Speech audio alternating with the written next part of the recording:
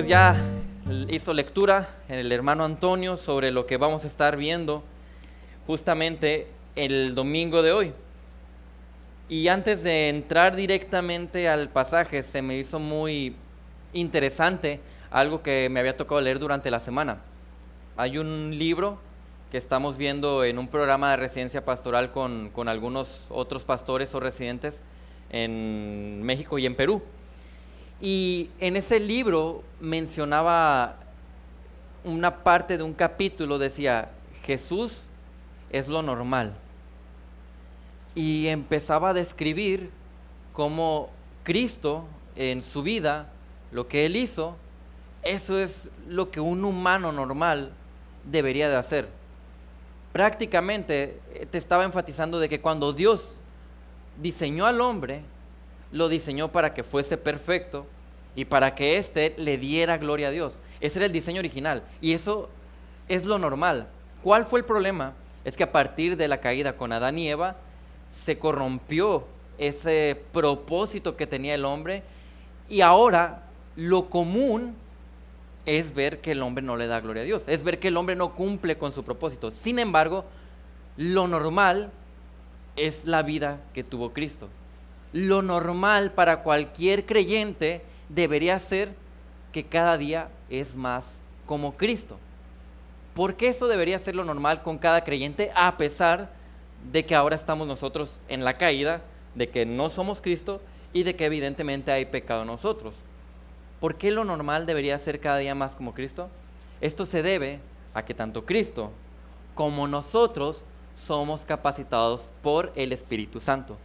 Cristo en su tiempo encarnado fue capacitado por el Espíritu Santo y nosotros el día de hoy contamos con el Espíritu Santo que nos capacita para ser como Él.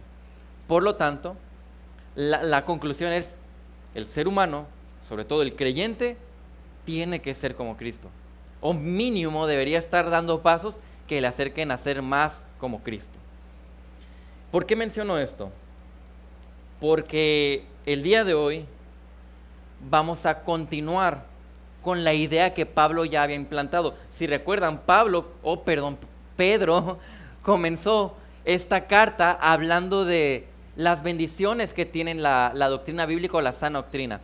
Y esto evidentemente es porque había muchos falsos maestros. Entonces dice, miren, esto es los beneficios que Dios les ha dado con la doctrina bíblica, con la sana doctrina. Y lo veíamos de esta manera. Veíamos cómo está el mostrar justicia hacia nosotros, el impartir gracias a nosotros, el que provee suficiencia a nosotros y que además esa doctrina bíblica nos impulsa a la santidad. Y ahí terminó. Hasta ahí llevaba la idea Pedro. Luego entramos a los versículos del día de hoy y Pedro continúa con la idea y empieza a decir, ok, entonces si tú ya viste, si ya te expliqué que estos son los beneficios o las bendiciones que tú obtienes de la doctrina bíblica, ahora te voy a decir qué es lo que tienes que hacer con esos beneficios o qué tiene que pasar después de que tú entiendes esos beneficios. El día de hoy vamos a ver Camino a la fe madura. He titulado este sermón Camino a la fe madura porque es justamente lo que el pasaje que vamos a estar viendo nos habla. Y vamos a estar viendo 2 de Pedro 1, 5 al 7, lo leo de nueva cuenta, dice, por esta razón. Entonces tenemos en mente, acaba de hablar de las bendiciones de la sana doctrina y lo dice, ok, por esta razón también, obrando con toda diligencia, añadan a su fe virtud, y a la virtud conocimiento, al conocimiento dominio propio, al dominio propio perseverancia, y a la perseverancia piedad, a la piedad fraternidad, y a la fraternidad amor. Y lo vamos a estar viendo de esta manera. Lo voy a poner aquí los puntos, no se asusten. Considero que un sermón no puede ser de 10, de 7, incluso me frenaría a pensar que es de 5 puntos. Pero los puntos que podemos ver de ese pasaje están de esta manera.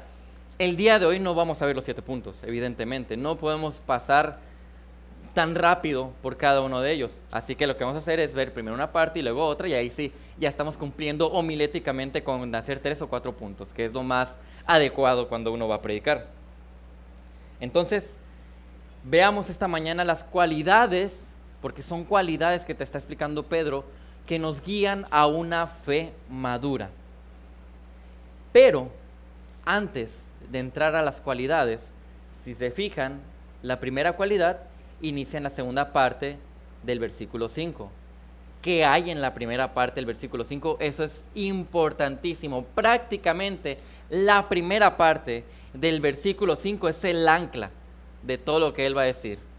Es una base necesaria para las siguientes cualidades que él menciona. Entonces, previo a las cualidades, veamos el mandato.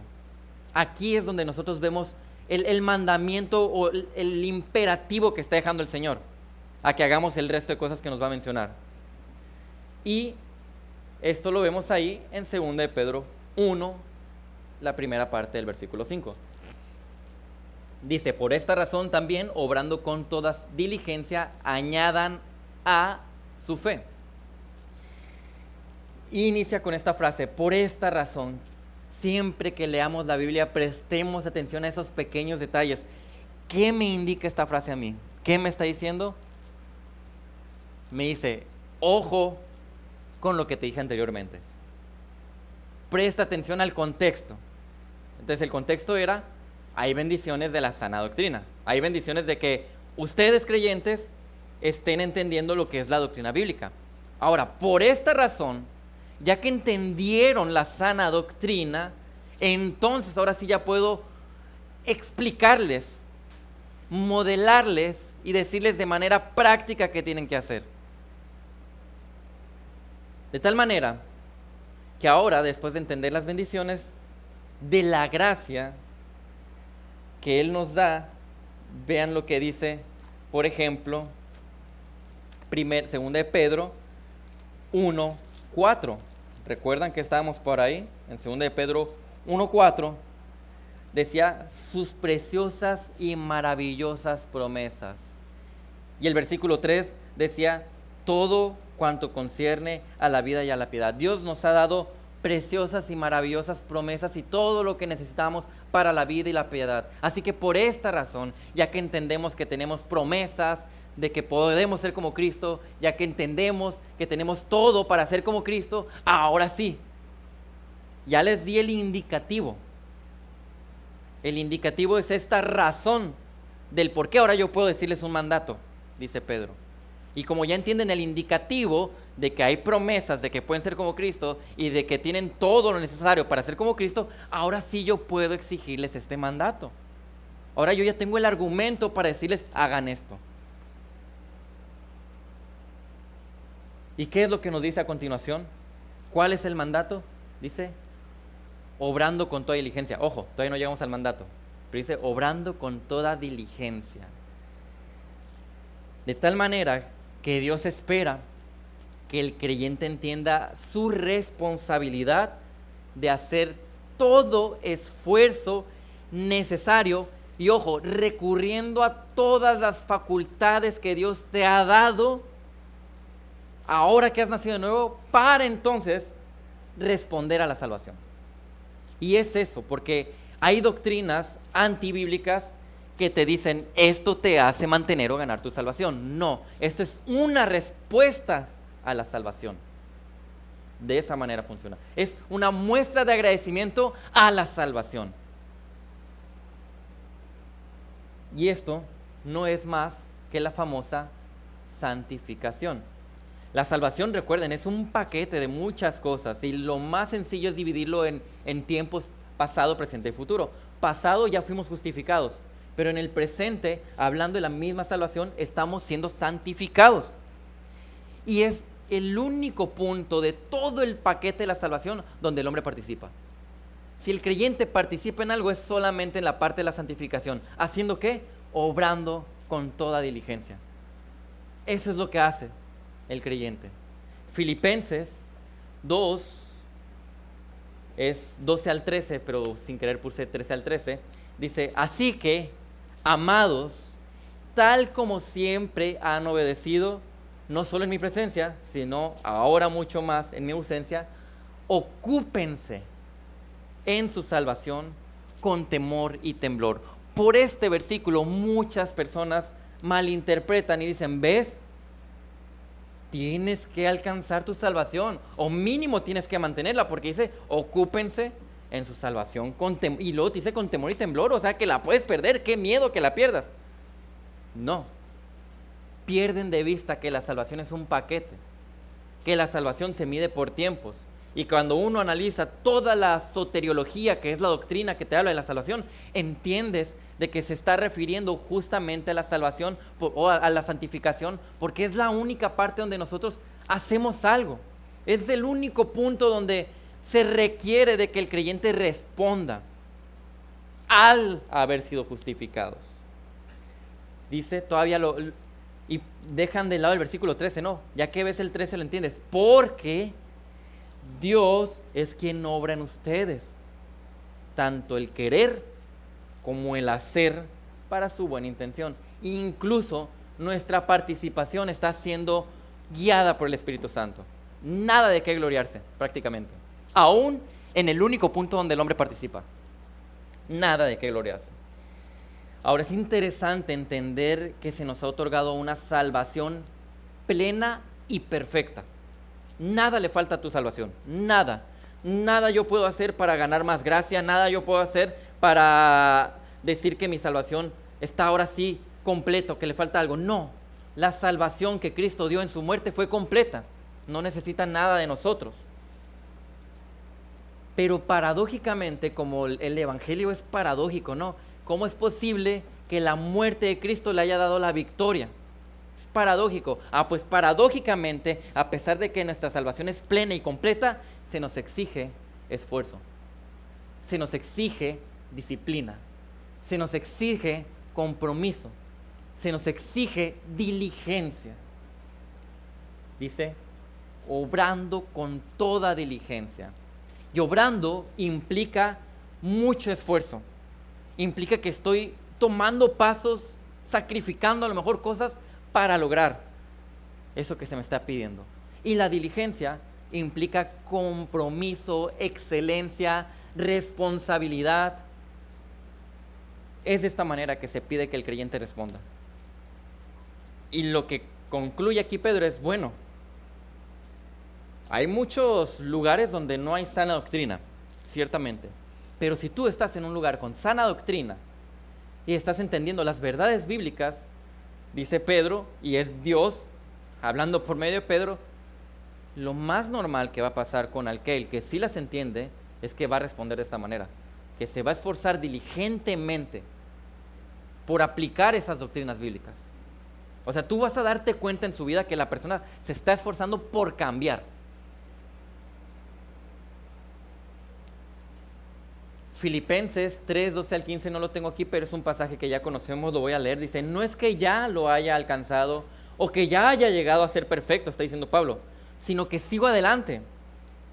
¿Y de qué manera Pablo dice que se está esforzando en esa santificación? Dice, a fin de poder alcanzar aquello para lo cual también fui alcanzado por Cristo Jesús. O sea, yo me estoy esforzando y estoy haciendo lo necesario para alcanzar ese propósito, el propósito de darle gloria a Cristo.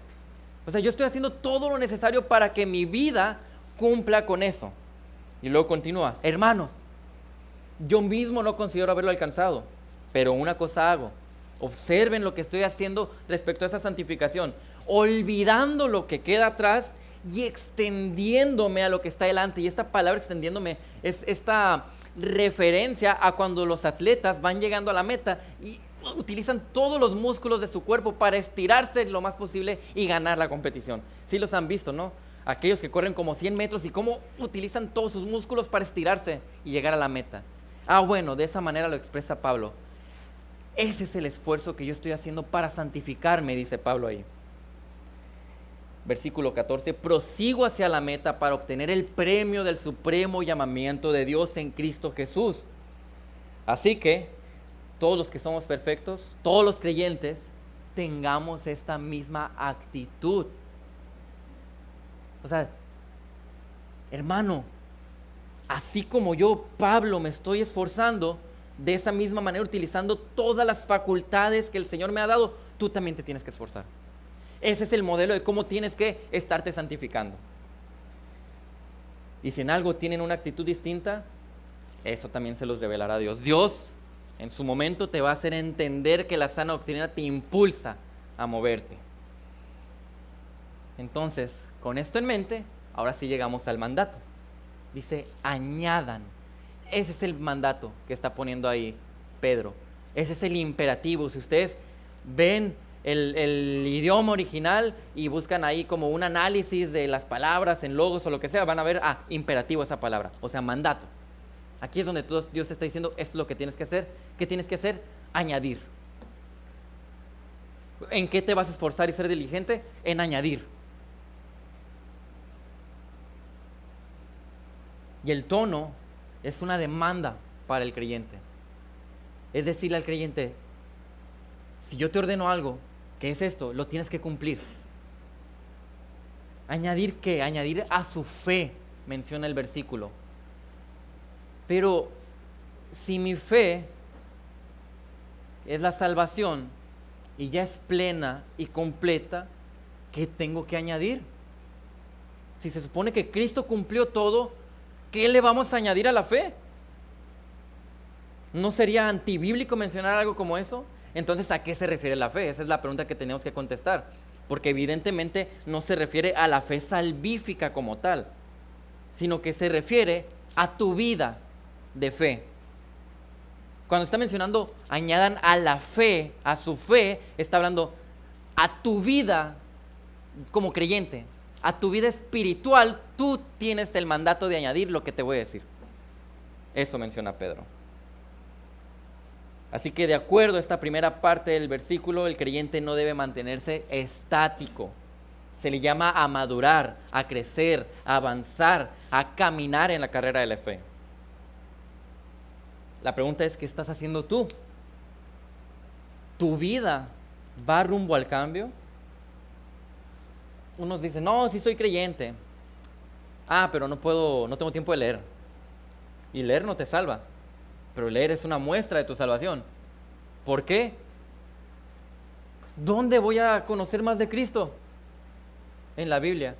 ¿Dónde se ha revelado el Señor? En la Biblia. ¿Dónde adquiero el conocimiento que me permite madurar y ser sabio? En la palabra. Pero no tengo tiempo para leer. Entonces, ¿estoy añadiendo a mi fe lo que necesita para madurar? No puedo orar. No puedo servir. No tengo tiempo en la semana para los ministerios. No tengo tiempo de involucrarme los domingos. No tengo tiempo para evangelizar. Pero sí soy creyente, Sí soy creyente. No tengo tiempo para nada que tenga que ver con el Señor, pero soy creyente y vengo los domingos. Y eso sí, no tengo tiempo para nada, pero sí puedo aconsejar, y puedo opinar, y puedo comentar, aunque no tengo tiempo para nada de lo demás del Señor, pero sí puedo hacer esto. Cuando opinamos, cuando comentamos, cuando incluso exponemos críticas constructivas, se espera que seamos maduros. Y te está diciendo aquí el versículo, si tú quieres madurar, tienes que añadir a tu fe, tienes que esforzarte, tienes que obrar. Bueno, ese es el mandato. Ahora, ¿qué se me manda? ¿Qué voy a añadir a mi fe? O sea, ¿qué voy a añadir a mi vida como creyente? Bueno, la primera cualidad mencionada es virtud.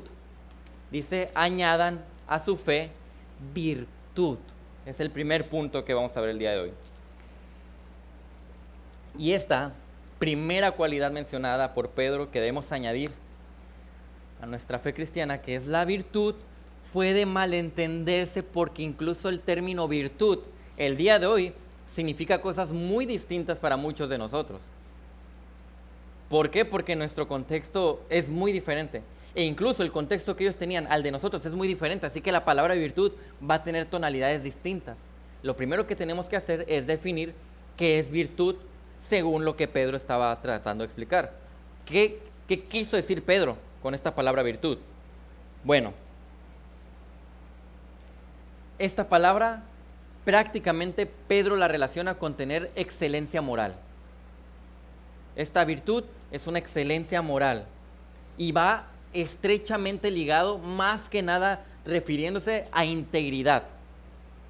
Lo que dice Pedro entonces es, añade a tu vida como creyente integridad.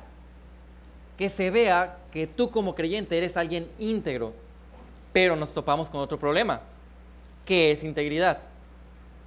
Porque también la escuchamos mucho, pero cuando decimos, a ver, defíneme lo que es integridad, empezamos a hacernos pelotas. ¿Por qué? Porque no es una palabra tan común, pero cuando lo usamos tampoco hemos definido mucho los conceptos de lo que significa integridad. Pero si lo relacionamos con excelencia moral, eso nos da un poquito más de luz de a qué se refiere. Y para que sea más fácil para todos nosotros, integridad es lo contrario a corrupción. La corrupción no mide bien las cosas.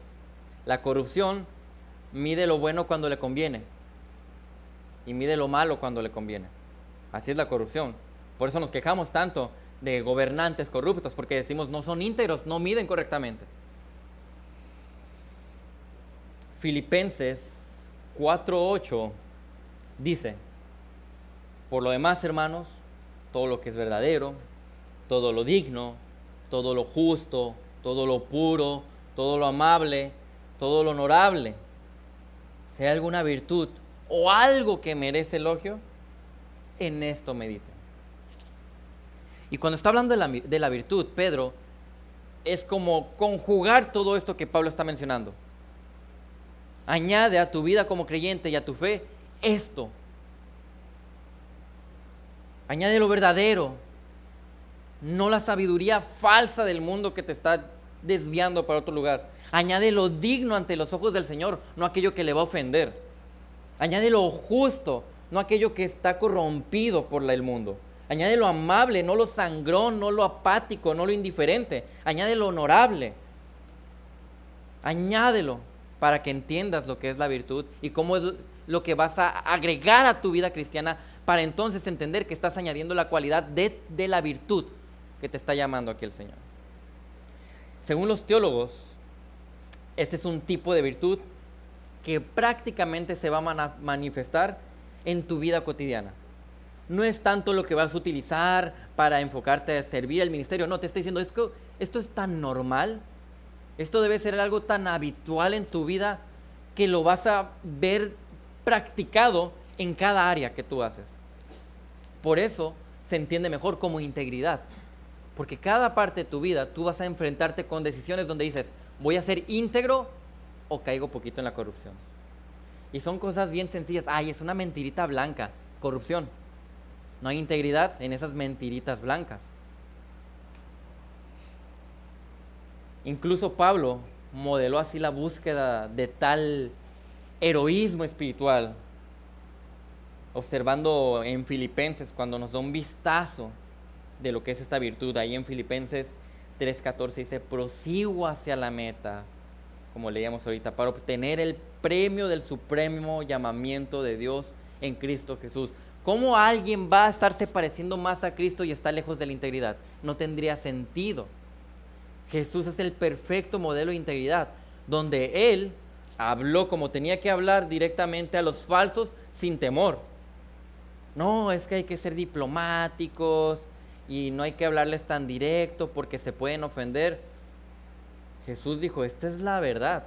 Y en una parte, Jesús dice, ¿sabes cuál es el costo del discipulado? ¿Sabes cuál es el costo de seguirme? Vas a abandonar a tu padre, a tu madre, a tus hermanos, a tus sueños, todo por mí. Y con esas palabras lo dijo Jesús ahí en Lucas. No, Jesús, ¿cómo se te ocurre decir eso? Se te van a ir. ¿Saben por qué Jesús hacía eso? Porque era íntegro. Él no iba a cambiar su mensaje por la audiencia. Ahora, ¿cómo puedo desarrollar o practicar entonces yo esta virtud a la cual se me llama que debo añadir a mi vida cristiana? ¿Cómo puedo desarrollar esta integridad? La manera más sencilla en la que yo puedo empezar a practicarla es analizando cada una de las decisiones que tomo, frenándome antes de tomar una decisión y buscando que la decisión que estoy tomando sea una decisión que le dé gloria al Señor. Porque cuando estamos siendo íntegros, vamos a chocar y nos vamos a dar cuenta de que por ser íntegro muchas veces me va a ir mal. A veces no me conviene ser íntegro. Y ahí es donde vamos a demostrar si realmente hay integridad en nosotros. donde te va a afectar, ahí es donde sale el verdadero yo. Esta virtud se demuestra en la vida práctica.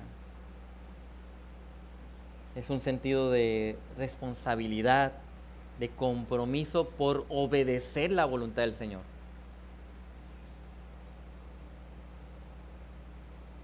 Por lo tanto, una manera en la que yo estaré en el camino a madurar mi fe es desarrollando poco a poco más en las diferentes circunstancias donde yo me encuentro la integridad. Y se ven cosas tan sencillas como, por ejemplo, voy a manejar mi auto, mínimo se espera que tenga a lo mejor licencia, que es el permiso legal para que yo maneje mi auto.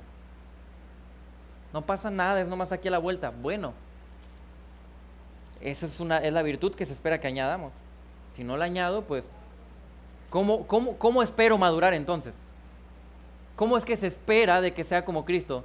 Si en las pequeñas cosas no puedo hacerlo, mucho menos en las más grandes e importantes.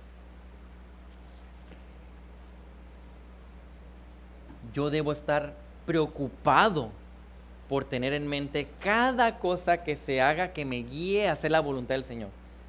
Si nosotros, imagínense, es que a veces la razón por la que yo y a lo mejor ustedes no estamos haciendo lo que Cristo quiere es porque se nos olvida quiénes somos en Cristo.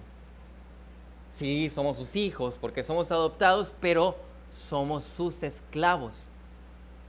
Le pertenecemos al Señor. Y como le pertenecemos, somos el esclavo de más bajo rango, según lo que menciona el griego original. Dice el doulos, que es el esclavito que utilizabas para lo más aberrante, para lo más insignificante. Un esclavo que no tenía valor prácticamente y que lo único que tenía que hacer era obedecer, no le quedaba de otra. Él no podía argumentar, él tenía que obedecer y ya. Ese tipo de esclavos somos para el Señor. Y cuando yo entiendo entonces que soy este tipo de esclavo, ahora sí, cada vez que me tope con situaciones en mi vida, recordar esto, me va a decir, tengo que obedecerlo, por más que me convenga o no, tengo que hacerlo. Tengo que mantenerme íntegro para el Señor, ante el Señor. Ahora, eso se dice muy fácil, claro. No es fácil, es algo que se desarrolla. Es algo donde vamos a estar a lo mejor caminando 3 pasos para adelante, 2 para atrás y seguimos adelante. De eso se trata la vida del creyente. Pero es bueno preguntarte, a ver, ¿qué pasa con las decisiones que estoy tomando? ¿Me acercan más a Dios? ¿Me acercan más a su iglesia, que es la comunidad donde Él quiere que esté desarrollando mis dones? ¿O me están separando de eso? Y vamos desde lo más trivial hasta lo más importante. ¿Cómo me alimento? ¿Cómo descanso? Mega trivial, lo más necesario. Debería ser lo más sencillo. Mantenernos fieles al Señor en eso. Pero luego vamos avanzando. Oye, pues ¿con quién me voy a casar? Tengo que ver si es una buena decisión que glorifica al Señor. ¿Qué voy a estudiar? ¿Dónde voy a trabajar? ¿Qué planes voy a hacer para ir de vacaciones? ¿Qué hay de mis sueños? ¿Qué hay de mis deseos? ¿Están sometidos a la voluntad del Señor? ¿Mis amistades que voy a tener? En cierta manera, yo puedo ver en mis decisiones qué tanta corrupción o integridad hay de acuerdo a qué tanto se sigue la voluntad del Señor. Cada aspecto de la vida puede acercarte o alejarte de la voluntad de Dios. Cada aspecto de tu vida puede acercarte a lo que Él quiere o alejarte de lo que Él quiere. Por eso, cuando hablamos de lo que la palabra hace, decimos que primero afecta a tu mente, porque lo que ocurre aquí primeramente se va a ver reflejado acá en la vida. Si aquí en mi mente yo no estoy trabajando primeramente para desarrollar esta integridad que yo necesito, que básicamente es la sabiduría del Señor que me va a permitir ser fiel a Él, si no estoy desarrollando eso en el caminar, si mucho, lo máximo que voy a lograr es ser un moralista o un religioso, pero no una persona espiritual. Y esa moralidad va a estar afectada al me conviene o no me conviene. Porque cuando no me convenga algo, esa moralidad es como la voy a ocultar acá. Y la saco nada más cuando me conviene. Bueno, pues esa es la primera cualidad que nos está presentando aquí Pedro. La segunda cualidad es el conocimiento. Si vamos a añadir a nuestra vida la virtud, después nos dice, bueno, a esa virtud o esa integridad que yo estoy diciéndoles que debe tener tu vida cristiana, bueno, agrégale el conocimiento. MacArthur menciona que el núcleo de la virtud, o sea, de la integridad cristiana, se encuentra en el conocimiento. ¿Por qué? Porque una persona no puede desarrollar la integridad si previamente no entiende cuál es el modelo de integridad que Dios espera que tú vivas. Por lo tanto, si yo espero añadir a mi vida cristiana virtud, primeramente tengo que conocer. Tengo que saber cuál es esa virtud que espera el Señor de mí. ¿Y dónde lo encuentro? En su palabra. No es tan difícil. La Biblia, cuando uno estudia la doctrina de la Biblia, hay una parte que le llaman la perspicuidad de la palabra. ¿Y qué es perspicuidad o ser perspicaz? Prácticamente es entendible, es clara. Por eso Dios le hizo de esa manera. Dios nos iba a revelar en jeroglíficos que nadie entendiese. No tendría sentido, sino que se reveló de una manera que fuera fácil de entender, aún para los que no son letrados, aún para los que no tienen estudios. Dice, esto lo puede entender cualquiera. Dios no dijo, tomen mi revelación y háganse bolas. No, está clarito. Dice, en 6 días, hice el universo. Pues son 7 días. ¿Por qué empezamos a sacar que la primera era y la segunda era que incluyen tantos años? No, está clarito. Dios se expresa en el lenguaje humano para que lo entendamos de manera clara y sencilla. Y clarito, ¿no? Nos está diciendo, bueno, pues a esa virtud, añádele conocimiento. Necesitas el conocimiento para madurar en tu vida cristiana. Conocimiento, el conocimiento que está mencionando aquí, se refiere básicamente, y seguramente todos ustedes lo entienden y lo tienen en su mente, a la verdad divina, al fundamento que son las Escrituras. Romanos 15:14 dice, en cuanto a ustedes, hermanos míos, yo mismo estoy también convencido de que ustedes están llenos de bondad, llenos de todo conocimiento y capaces de amonestarse los unos a los otros. ¿Por qué eran capaces de amonestarse los unos a los otros? Porque eran capaces de aplicar la consejería bíblica. ¿Por qué? Porque estaban llenos de conocimiento. O sea, que si yo no estoy lleno de conocimiento, debería decir, épale, ¿hasta qué punto yo puedo participar de la consejería bíblica? ¿Hasta qué punto puedo yo involucrarme en ciertos comentarios para guiar y instruir?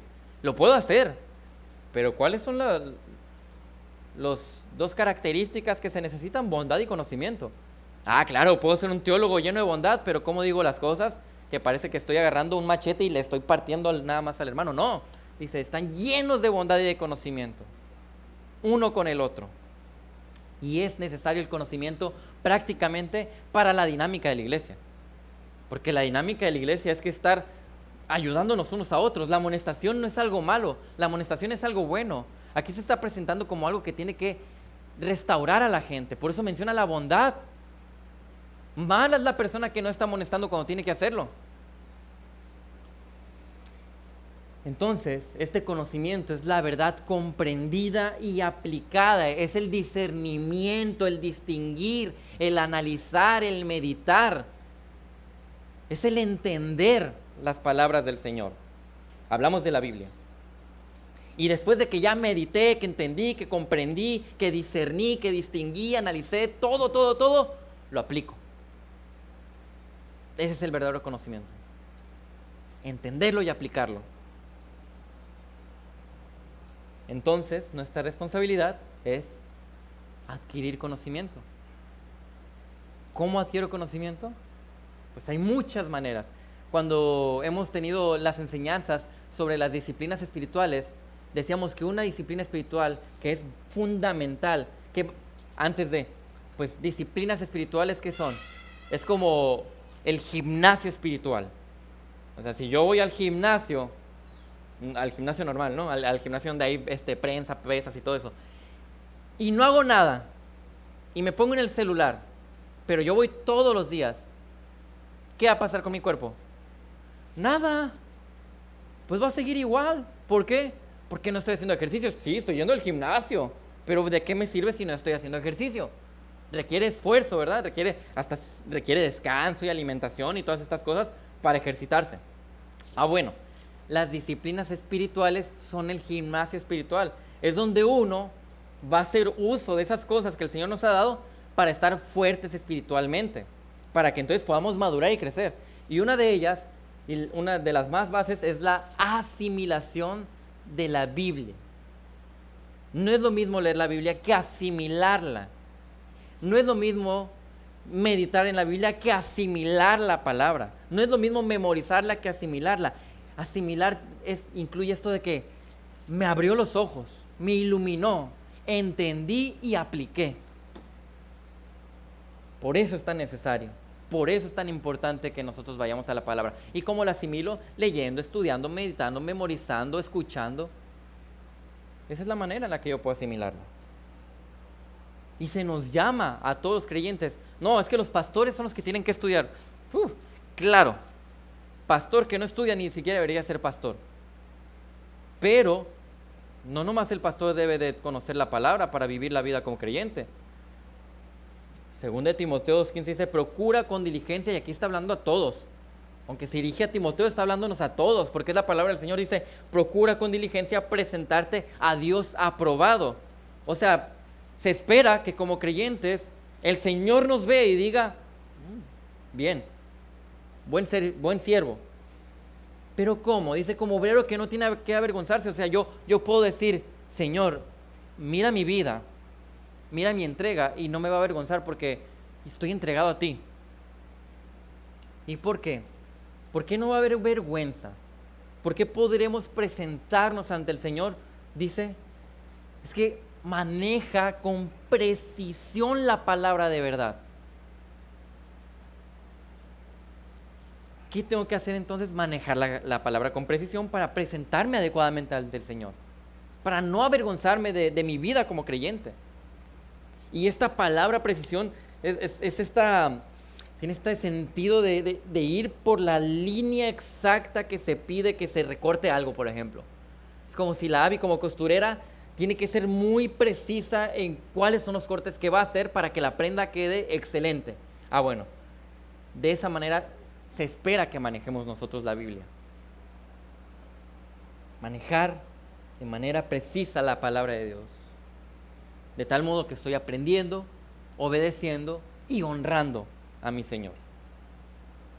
Según de Corintios 2:16 dice, porque ¿quién ha conocido la mente del Señor para que lo instruya?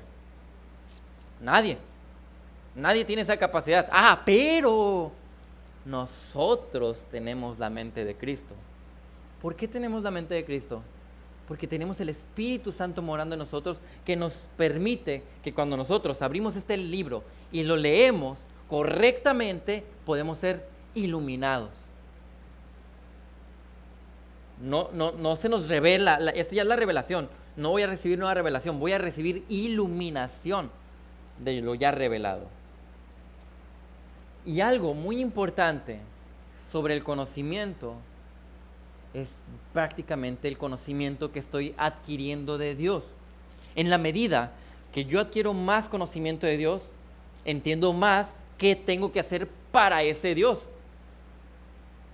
Entiendo más quién es Él y quién soy yo. Y eso nos ayuda muchísimo.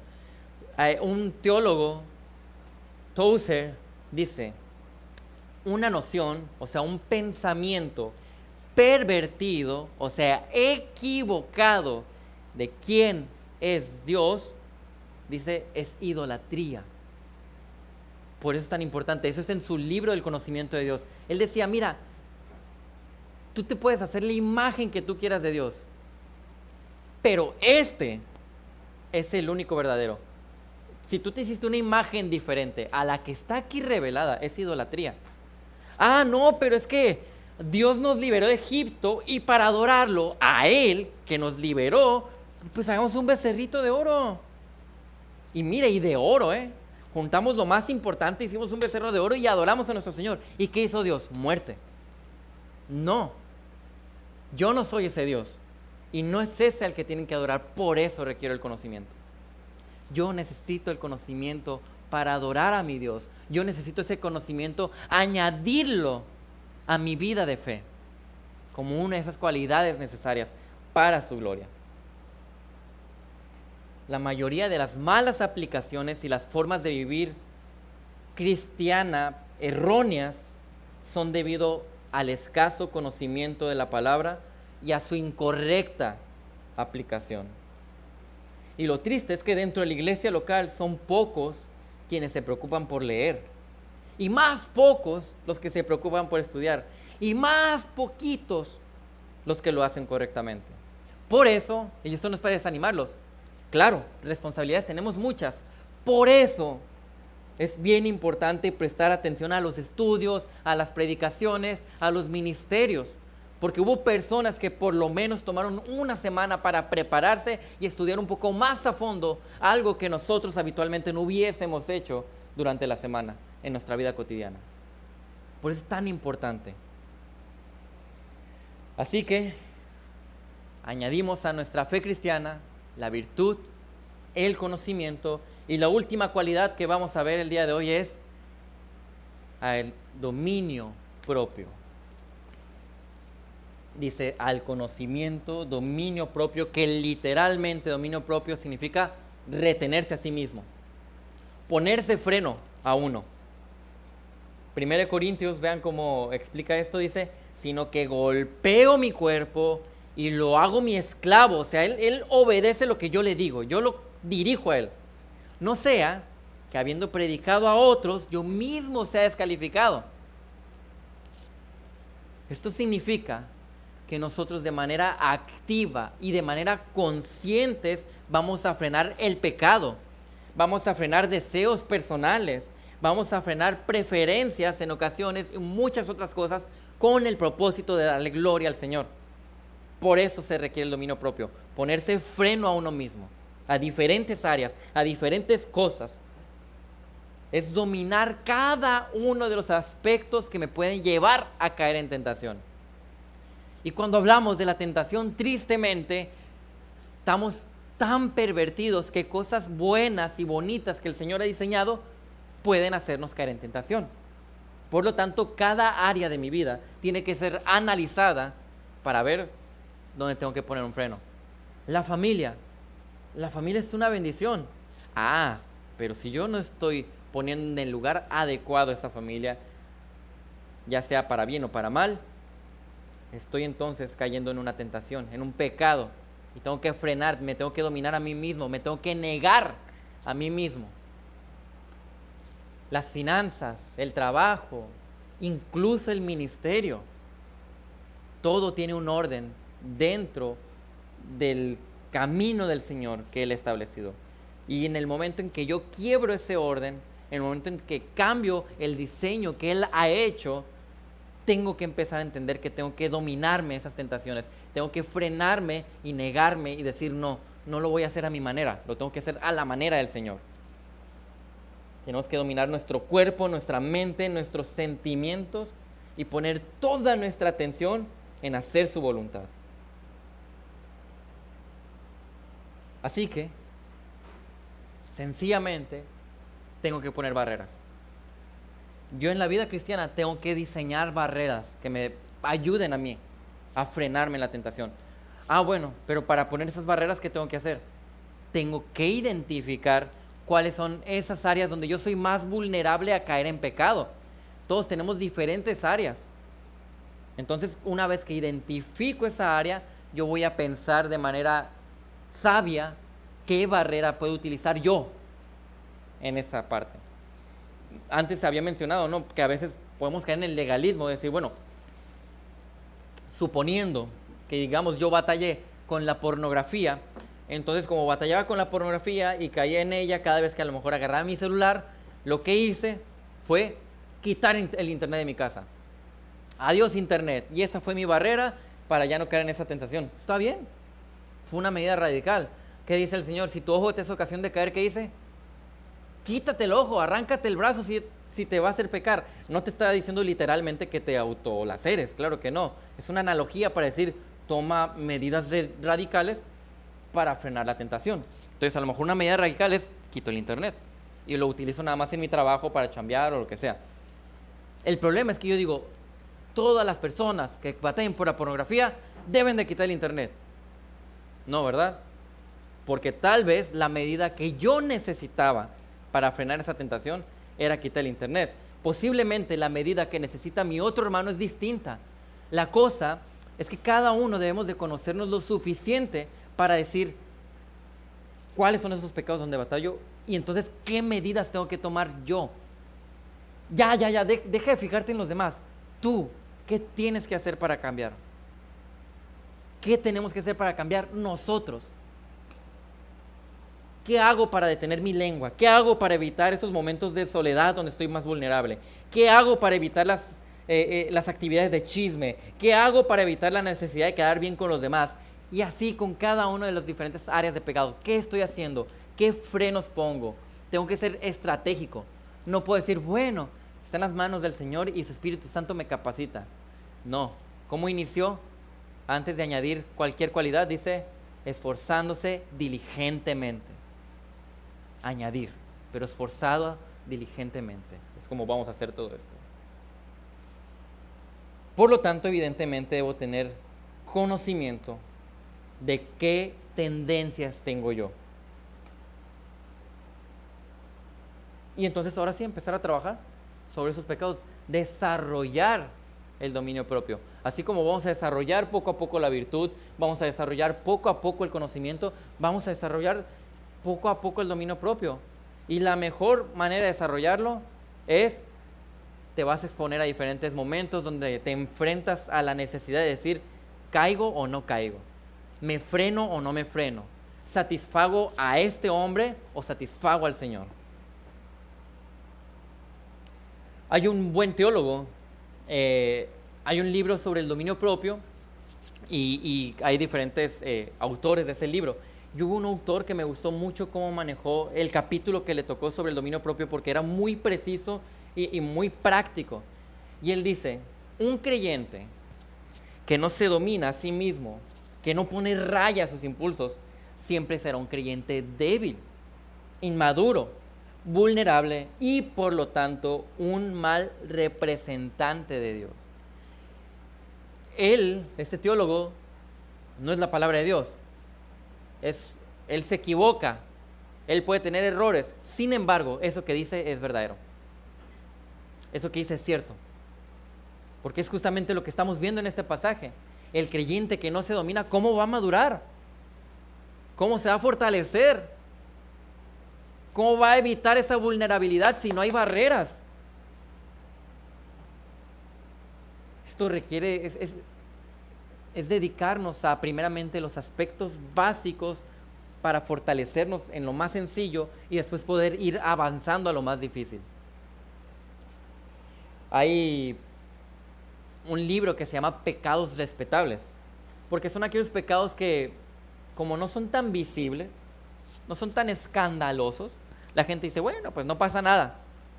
Y esos pecados respetables son peligrosísimos, porque son esos que funcionan como la maleza, que como nomás los cortas por encimita, crecen y crecen y crecen y avanzan, o es como el cáncer, ¿no? Que está haciendo una metástasis y está abarcando cada vez más áreas de tu vida. Si yo no estoy atento a aquellos detalles y esos pecados pequeños para mortificarlos, para tener dominio propio con esas tentaciones, en el futuro es como una bola de nieve que va creciendo y va a llegar un momento donde va a ser un golpe. Y de ser pecados respetables, que no pasaba nada, puede ser algo escandaloso y terrible, si no lo atendemos cuando es el tiempo de hacerlo. Y de seguro muchos de nosotros tenemos la experiencia de no haber atendido el pecado en el momento y dejar que creciera y que hiciera daño y que salpicara, porque el pecado salpica. Hablaba con Pope, creo que fue hace poquito, de cómo el pecado salpica. De repente pecó tal persona, pero terminó afectando también a tal cual y fulanito. Por eso es tan peligroso. Por eso es tan necesario el dominio propio. Dominarme en cuanto a cómo consumo mi alimento, cuánto tiempo dedico a dormir, al descanso, al trabajo, a la familia, cómo gasto mi dinero, qué tanto me enfoco en la salud. Son aspectos tan sencillos y naturales, pero si no estoy atendiendo ellos, ¿cómo voy a atender los demás? Había un pastor que fue a una conferencia de pastores, se paró al frente y cuando vio a los pastores, dijo, ¿saben qué? Yo creo que voy a tener que cambiar mi sermón. Voy a tener que empezarles a hablar del dominio propio. Épale, pero ¿por qué solamente con ver a los pastores se dio cuenta que tenía que hablar del dominio propio? Dice, es que yo veo sus cuerpos y evidentemente veo que no tienen dominio propio. O sea, algo tan sencillo como la gordura, decía él. Y dijo este pastor en esa conferencia, ¿saben algo? Todo pecado funciona más o menos de la misma manera. Si tú no puedes con lo más pequeño en ese pecado, no vas a poder con cosas más grandes. Y él decía, muchos de ustedes tengan mucho cuidado, porque si ustedes no pueden dominarse solamente con la comida, no crean que va a ser fácil dominarse con el pecado de la tentación sexual. Si muchos de ustedes están cayendo con algo tan sencillo como alimentarse, no quiero imaginar, decía este pastor, cuántos de ustedes no estarán adulterando ahora. Porque es lo mismo, el dominio propio, decía él. Claro, no vamos a acusar cada vez que vamos a alguien con poco sobrepeso. ¡Ah! Adulterando. No, claro que no. Vuelvo a lo mismo. No analices a los demás. Analicémonos a nosotros mismos. Veamos nuestra vida, veamos dónde yo necesito frenarme y cambiar para la gloria del Señor. No para quedar bien con la iglesia o con los pastores o con ciertos hermanos. No, para la gloria del Señor. Nos esforzamos diligentemente por Él. Entonces, esta mañana hemos visto 3 cualidades que vamos a añadir a nuestra fe cristiana, pero antes de culminar solamente quería comentar que el punto de Pedro es el enfoque de cómo la doctrina bíblica, observen, porque es la idea que viene manejando desde los primeros versículos, cómo la doctrina bíblica genera un cambio. Ahora, el estar en una iglesia con doctrina bíblica no me va a hacer cambiar si no me esfuerzo diligentemente. Yo puedo pasar toda mi vida en una iglesia con doctrina bíblica y no madurar.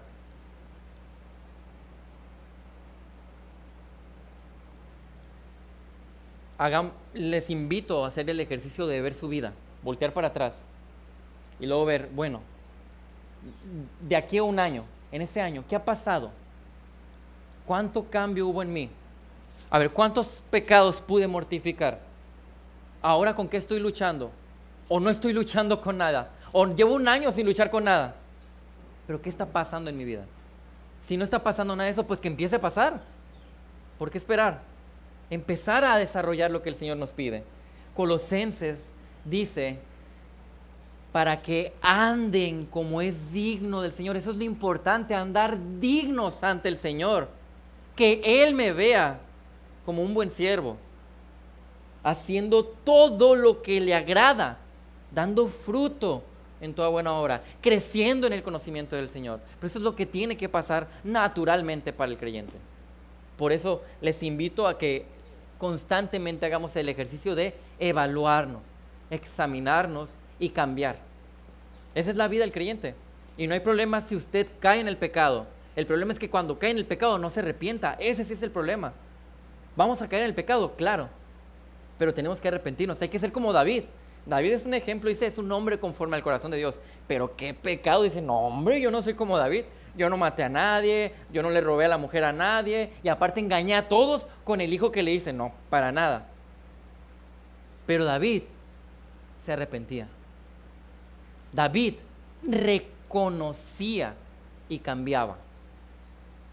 Por eso tenemos tantos salmos con tantas tonalidades como lo que está enseñando Yosimar, hay tanta emoción ahí como derramada, porque estamos viendo justamente a un hombre que sabía reconocer y arrepentirse.